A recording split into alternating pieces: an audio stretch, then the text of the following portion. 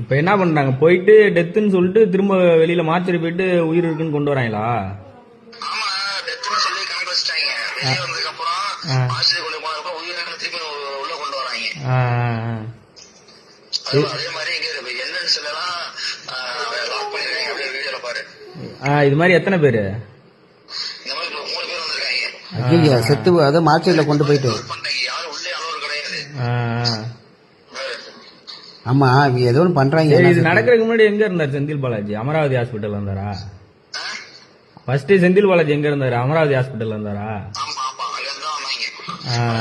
கரூருக்குள்ளே வந்து நிறைய ஹாஸ்பிட்டல் இருக்கு. அப்போலோ பெரிய ஹாஸ்பிட்டல் இருக்கு. ஆனா 2 ஹாஸ்பிட்டல் தான் அப்ரோடே கொடுத்துருக்காங்க. ஒன்னு வந்து கரூர் சிஹெச், இன்னொன்னு வந்து அமராவதி ஹாஸ்பிட்டல். அமராவதி ஹாஸ்பிட்டல் பினாமி யாருன்னா செந்தில் பாலாஜி.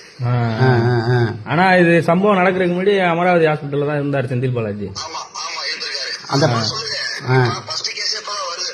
ஆனா அந்த கூட்டம் நடந்த அந்த பிரச்சனை நடந்ததுக்கு அந்த கூட்டம் போட்டாங்கன்னா நடந்ததுக்கும் அமராவதி ஆஸ்பத்திரி தான் நியரஸ்ட்